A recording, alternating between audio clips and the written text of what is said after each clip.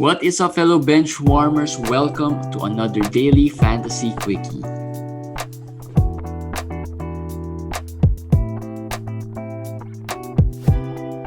Hey guys, what is up? Another daily Fantasy Quickies. Actually, today is the second to the last day before week 16 ends. And I'm not sure where you are in terms of your playoff matchups or your if you've already secured that playoff spot. But tomorrow will be another exciting day because there will be a lot of games as well. How are you, Komish?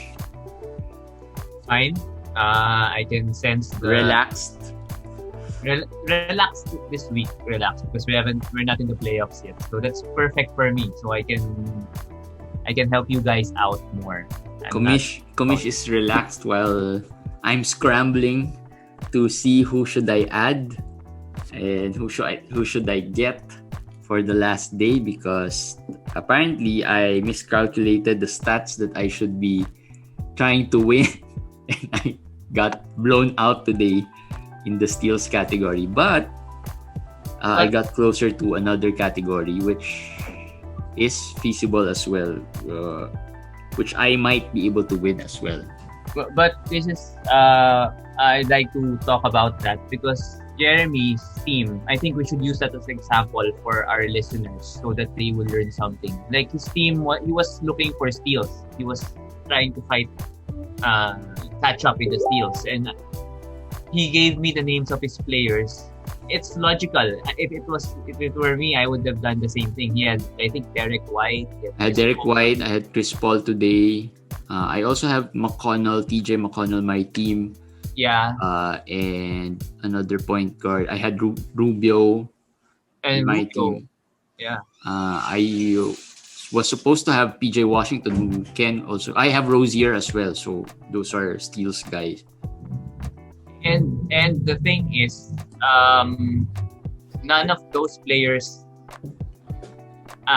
got a steal. I mean, today was worse. Like I think I only had 2 steals today out of the 4 players that played. And I made a calculated move by adding Killian Hayes, thinking that he could play. At the same time, I felt that if he played and I didn't get him, and then the other manager got him, then I might have been screwed with the steal. So that's the move that I made so that my opponent would not be able to get him. But that backfired as well because he didn't play. DeRozan didn't play. Yeah, but my point is, like Jeremy said, he was looking for steals for the last 2 days. But today, he got blown out already. 7 steals down. So now he's looking for blocks. So that's what you should do. You should try to adjust, even if it's the last day already. You can still adjust. And it also helped that I preserved the move. Yes, that's so a good thing. If I finished my move, if I completed my move, then I wouldn't be able to adapt anymore. Because if I wasted all my move trying to win the steals and then I got blown out, for tomorrow's game I wouldn't be able to add a player who can block. So at least now I give myself some chance to add a player and adapt so that I can add maybe a Tony Bradley or whoever's available in the waiver wire that I can add for the blocks. Yes. So that's how, and the same thing with the other league. It's the other league wherein I'm in the quarterfinals as well. I am now up 2 blocks. Now I have one more move to add another player who can block because I really needed it because the opponent has elite block players like Moses Brown and Miles Turner. So it would be a tougher match. But I am up 2 blocks, so at least I have that leeway. I have that leeway of 2 blocks there in case, let's say Moses Brown gets 2, at least that wouldn't kill me as much. But reaching this point, the last day of the playoff week, and then still be in striking distance is basically what you should aim for in playoffs, during the playoffs. So what Jeremy did was textbook correct. What he did the whole week, he did it correctly, properly, and he got to this point. Whether he wins or not, sometimes that's luck already. You can't do anything about it. If I win the league wherein I have Kawhi and I have Richaun Holmes, if I win that match, that will be a big win already for me because I lost Kawhi. I didn't have Kawhi for the whole week. Not sure if he's gonna play tomorrow. I don't have Richaun Holmes for the whole week. I lost Tobias during the week. Poeltl didn't play today. That would have been my key player for the blocks. He didn't play today. I think I should have been up 3 or 4 blocks if Poeltl played. But I'm still there. So I think we're still good. I have James Johnson. Hopefully he plays and he plays well. Gives us a block or 2. I'm adding Tony Bradley. And I have Nicholas Claxton, who doesn't give much but blocks. So I'll pin my hopes on those players to give me that maybe 3 or 4 blocks among those players. So I think that's the cushion I need against Miles Turner and Moses Brown. Yes. So and then on the other playoff match, I am down 2 blocks, but I've got Nurkic, Zubac. I also have Hassan. I will also be going up against Moses Brown in that league. So that's another tall order as well. So there, it's just a matter of adapting every day, I guess, in the playoffs. And like we said, even before, you preserve a move until the last day so that you can adapt properly, right? To some playoff reminders as well for those who are going to start their playoffs next week. For those players, just to give you some injury updates, Dame Lillard will be out tomorrow. And it's not good that he's being ruled out one day in advance. Yep. And looking at the schedule of Portland next week, they have a 4-game week.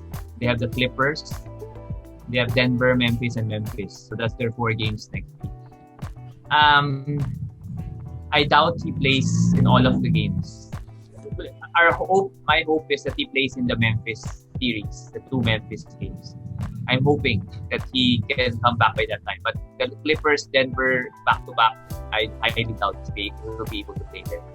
Yep. So be prepared already, Dame Lillard owners, because next week will probably be your semifinals week, your quarterfinals week. You have to pick up Anthony Simons, in my opinion. Just at least that handcuff, and then hope that Lillard will be put to the IL soon enough. Though the expectations on Simons should not be as high because they still have CJ McCollum. Yeah. They have Norm Powell. So they have extra and they have Carmelo as well. But you can add him if you need the points or freeze maybe. Miles Turner could play tomorrow, like I said. He was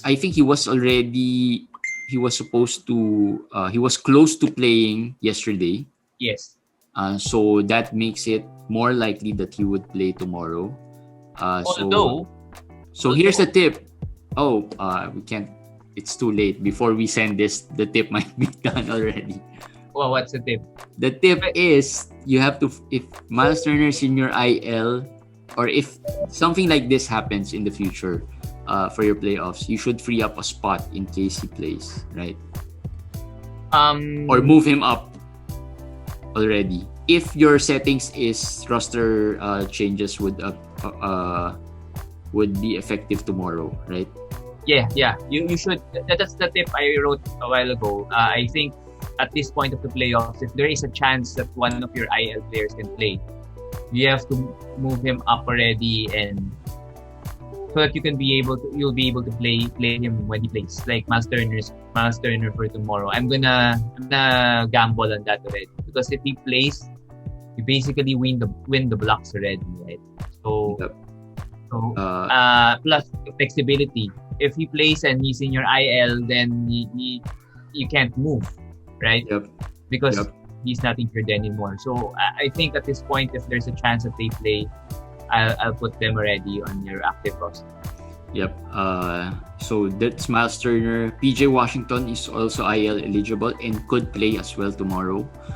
I think I read the article of Charlotte newspaper that Devontae and PJ a good chance that they will be able to play. But Right. remember, going back to Miles Turner, Indiana has the back-to-back. So there is a slight chance that he decides to play on the next game, next week, which is next week's first day, instead of tomorrow. So there's a possibility because I hope that happens. he might not play, of course, a back-to-back coming from an injury. So that could happen. But, We'll see. We'll see. have to, Another player who did on-court work and could play, but I doubt he would. John Collins, because I think he practiced already. But he just had one rep in or one practice in, so I don't think he'll really play tomorrow. But yeah, he is listed as questionable already, I think. the good news is if your playoffs schedule is week 18 to 20, I think you'll have him ready by week 18. Yep. So that's the good news. Yep. So John Collins, that's the update there. Also, we have some updates on injuries. Rui Hachimura was injured today. So that means he could miss time. Is it as bad? I wasn't able to see it. It was a knee injury, but Washington didn't update it. It's just game time decision, questionable. It says it's just sore left knee, but it looked like there was really an injury. He was limping.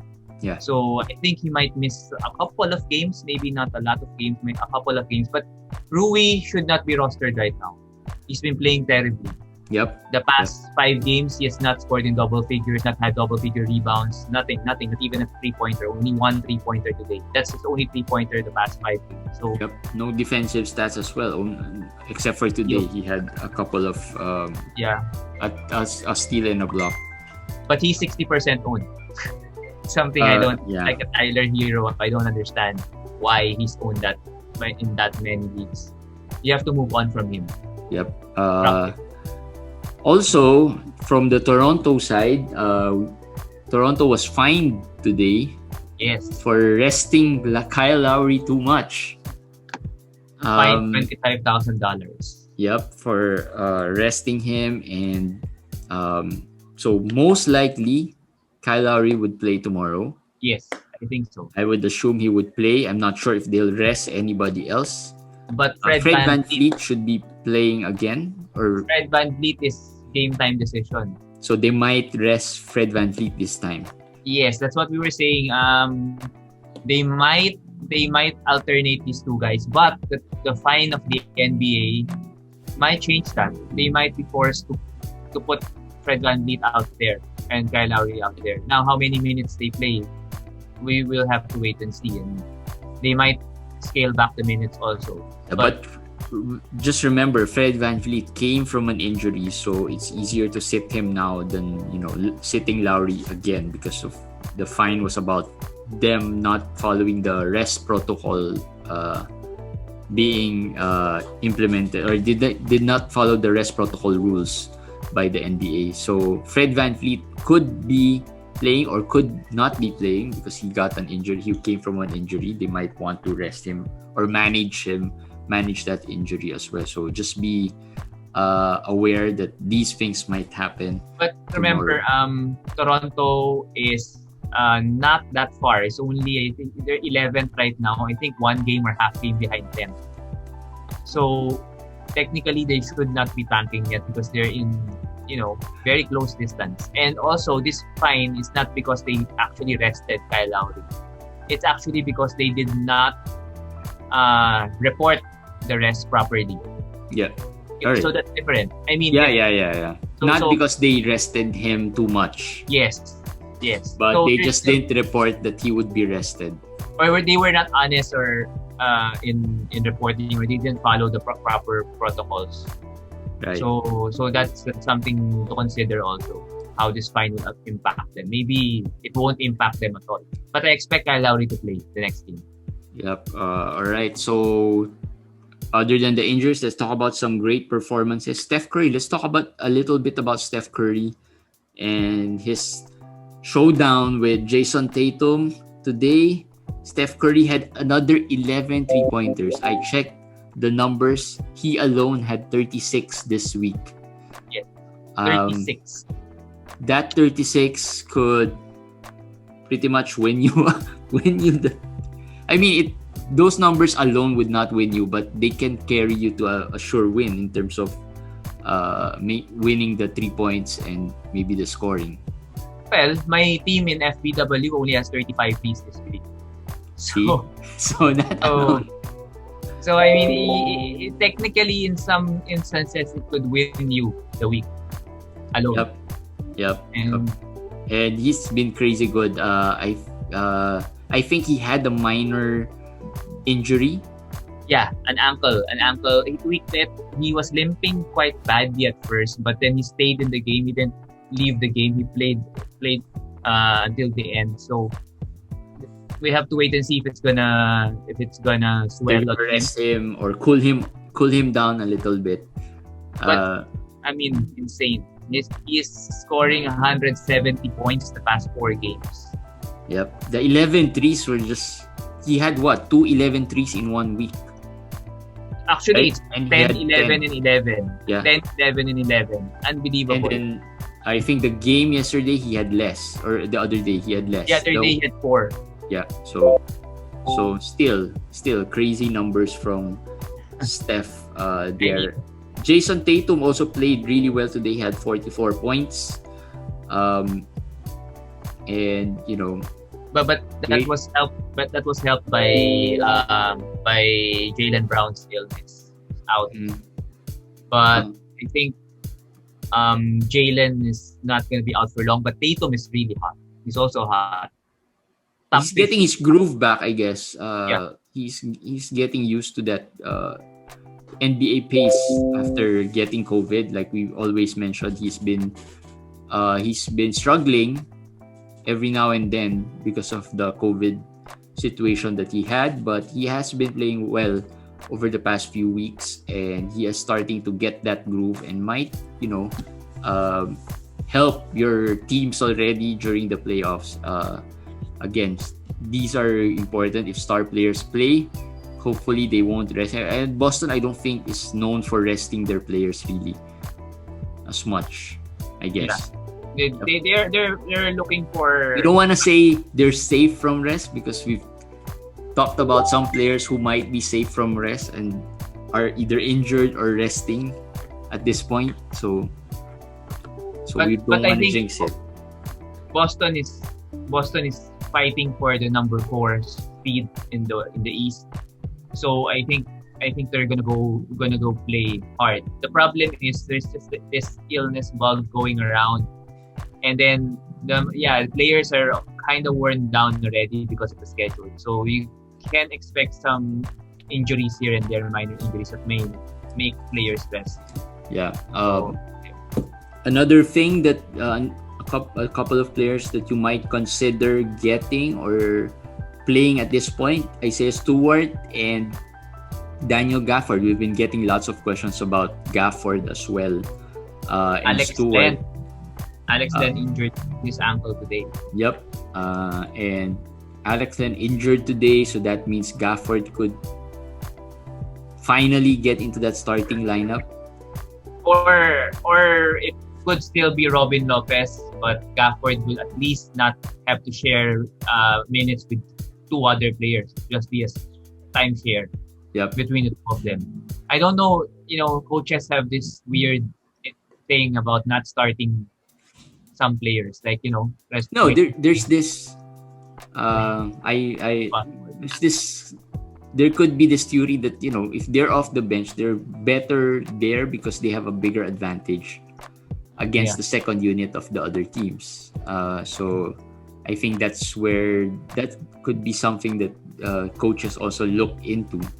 Imagine if Jeremy had Gafford today. He had 4 blocks. Yep. Yeah. Well, that's how it goes. I think I had Gafford there in that league, and then when he got injured, I dropped him. because I had other in the injury list as well. But anyway, we'll try to see what happens tomorrow. Another player, Isaiah Stewart, off the bench, but still, I think this is what we're looking after from Stewart when we were always recommending him to be an add or hold. He had another... Did he have a double-double today? Yeah, double-double. He had a double-double today despite coming off the bench. Mason Plumlee started today, and they also had Jeremy Grant, but still, productive minutes from Stewart. He should be owned at this point. I don't think he should be there lying around. He should not be there already. Yes. The question nowadays is, should you switch Plumlee with Stewart? I think you should. Plumlee is still solid, but he has become more of like the Denver Nuggets Plumlee. He still starts, but he doesn't play more than 25 minutes. If you look at the last 5 games that he has played, it's been 20, and then he rested, 18, 27, 21, then rested, and then 16 minutes today. Yep. And his stats have really nosedived. So it's Isaiah Stewart's time. So if he's available and you own Plumlee, you want to switch, you should do it now. And also, I think Dwayne Casey also said that they will start developing some of their young players already. They really don't like... He said that he doesn't like losing, but I think it's obvious that they're accepted that he'll probably... They won't go anywhere to this year, so they'll start developing some of their young players. And they have a back-to-back next week. So he's gonna miss that game. One game. For sure. One player that frustrated some DFS players today, I saw in the chat group, is Saddiq Bey. Okay, here we'll go with Saddiq Bey again. Saddiq Bey had 1 out of 7 rebounds, and a steal and 1 turnover. He had 0 3-pointers. So yeah. It was a bad game. Saddiq Bey had a bad game. But prior to today, he has had a great stretch of games, like 7 straight great games. So give him a little slack. Cut him a little slack. A little leeway. Just I think he's gonna bounce back. As I said, next week they have a back-to-back, so Jeremy Grant might miss that game. So he'll have some help. He's still a hold, right? A lot of it's a common question. Is Saddiq Bey still a hold? No, a lot of people are kind of down on him. So for me, it's a hold if it was my team. But if you have somebody who you think is hotter than Saddiq Bey, then you can make that switch. He's not really a super must hold. Yep. But I think he is a hold. Yep. And going back to Chicago again, yesterday we talked about Chicago without Satoransky. Today Satoransky played and came off the bench. Not sure if it's just them being cautious of an injury maybe. No, or I don't think so. Something that's going to be permanent while Zach LaVine is out. It's permanent. I have a feeling it's going to be permanent. And I think they just need the scoring in the first 5. That's why they put Kobe White over him. Mm-hmm. Let's talk about the Bulls for a while. So Satoransky, if that's the case, is a drop. It's obvious. In 12-14 team, 10 team, he's a drop. Kobe White, as I said, as we talked about yesterday, today he showed the Kobe White that we know and miss.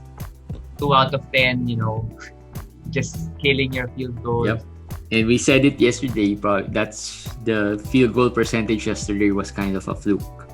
So weigh it. Weigh how he can impact your team.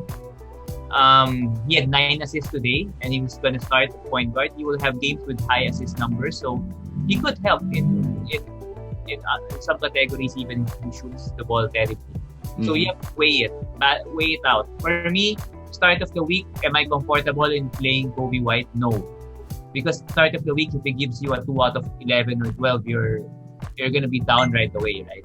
Yep. So maybe a stream in the middle or the last part of the week, if you're already down in field goals anyway, then you add him. That would be the better scenario for Kobe White. Well, most managers have already added Kobe White. But again, like we've always talked about, during the playoffs, it's really matchup based. You may feel that he can help you with the points and threes maybe, but if your matchup would be against maybe a Steph there, that would be a problem already.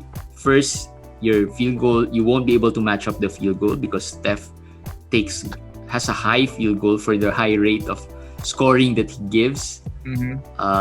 So you won't win that. The points, maybe you won't win it as well.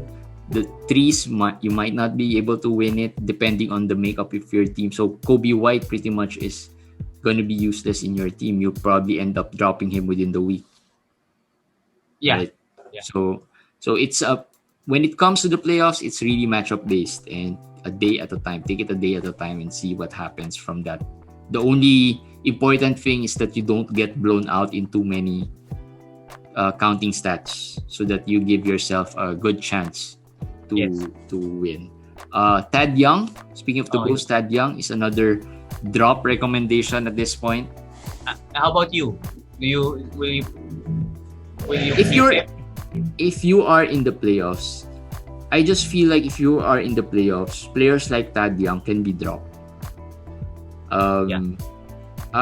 There's no point in waiting for him to play again, because really the playoffs is just 1 week. There's no point of waiting for him till the next week to show up, right? So if you drop him, most likely there'll just be 8 players who's gonna pick him up, and what if they pick him up? They'll just give him, he'll just give them the headache, right? So I think, like I said, it's matchup based. I don't mind dropping players like Tad Young. He's not even a top level player anyway, so that's fine dropping him. There were some comments that I accept, because me also I still hold Tad Young in 2 leagues until now. Before we recorded this, I was gonna drop him already for Kevin Huerter in 1 league. So I haven't clicked the button yet because I'm thinking hard. Should I drop him? Mm-hmm. So I'm also on the fence. But I think eventually, I think he's a drop, because here's the thing. I know he's been so good this year. He's a fantasy, friendly guy with the steals, assists, rebounds. And he was one of those diamond in the rough finds. Yes. That was not drafted, that was just picked up. So again, there's this attachment to that player that I found this guy. But I think he's playing less than 20 minutes now. Yep. So he played 15 today. Problem. That is my problem. Is that going to be continuously the case? Because Daniel Pace is really a bad news for him. Pace has been the one that really has been killing his value. So there. That's the reason why I think we should drop him. And Jeremy's correct. It's playoff time, so we have to move on. It's playoff time. It's easier to move on from these types of drops, right? Or these types of players. And also talking about Daniel Face, there's one commenter in our YouTube page, Isaiah San Buenaventura. If you are watching, he said it's not Daniel Taste, but it's Daniel Face. So what? Isaiah, Daniel Taste. I'm not sure if I pronounce it correctly, but thank you for that correction. But who cares, right? I mean, anyway, we hope we made that correct, right for you. Bobby Portis is another player who you think is a drop at this point. He's been hot. Today was his first bad game. Now the difference between, let's say, Sadiq Bey, one bad game, is that just give him time. But this guy only had one bad game, and then you ask him to drop. But Portis is off the bench, number 1. Number 2, the Bucks. He was hot because the Bucks were not healthy. Now they're healthy. And then not just about Giannis, also PJ Tucker. I'm not concerned about Giannis being healthy in relation to Bobby Portis. It's more of PJ Tucker. I watched the game actually, and I saw that the Bucks were playing PJ Tucker more. Mm-hmm. So that will be a problem. He got only 10 minutes today. And the only reason why Bobby Portis has been really fantasy relevant over the regular season is because the Bucks blow out a lot of teams, right? And that's the only value that he has. If you are in the playoffs, you can't hope for the Bucks blowing out teams. Yeah. If you are in fantasy playoffs, if your player does not perform, you'll probably have to drop him, right? Especially if the level of player Bobby Portis is. He's probably at the lower tiered, one of the lower tiered players that you own, right? So you can just drop him and pick somebody that can help you with the categories that you need. I know we keep saying it over and over again, but really the playoffs is all about that. Speaking of players that you might want to add, we were talking yesterday about this player after we recorded a quickie. Furkan Korkmaz has been hot over the past 4 or 5 games. Multiple frees, multiple steals as well. Although they don't have a game tomorrow, but he can be a good player to own as you head into next week. Yes, when they get to watch this video anyways, the ad will be for next week already, for Monday. So they have a game then. So I think he could be added while he's hot. Tobias Harris, that's the concern. We don't know if he's gonna play or not. If he's not gonna play, I think Korkmaz would be good. If Tobias plays, then maybe it's just a gamble. But if Tobias doesn't play, I think Tobias missed 1 game. Korkmaz has played really well in probably a couple of weeks already. But he's still up. But yeah, he's gonna be hit or miss. But maybe we're saying if you would think of maybe adding Tybal, you'd probably might just go with Korkmaz instead of Tybal.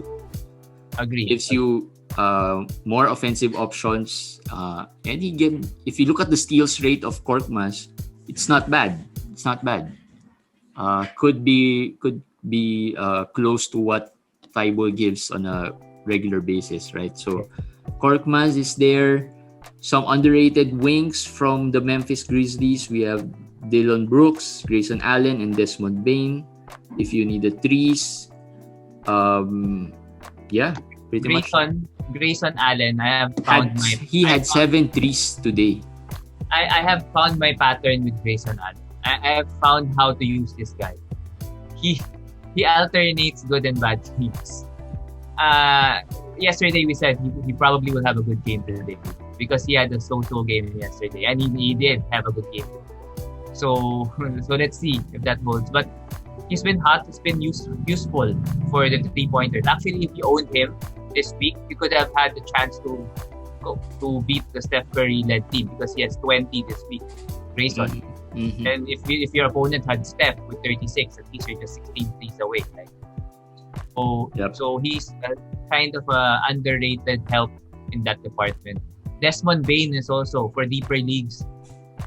Without Melton, without Winslow, the wings of Memphis has gotten more minutes, more opportunities. So Allen and then also Dillon Brooks has been very hot in 3 points also. Yep. Actually, threes is one of the easier stats to get. Except if you are fighting a team like a Steph Curry led team because he gives you so much, right? But if you need threes, there are a lot of options. One of our followers, Ryan Lau, I asked him to pick up Frank Jackson yesterday, and he gave him 3 threes that made it close to his matchup, right? So that's an easier stat to really get, and there are a lot of options there that you can find. All right, that's a slow and steady quickie, chill quickie. I know it's the playoffs. Next week would probably be more intense or exciting for many because it will be semifinals for some, and for most it will be playoffs, quarterfinals already. So a lot of you guys would be in the playoff mode already by next week. So hope this helps. Hope this quickie helped, and hope you enjoy the rest of your Sunday. Bye, guys.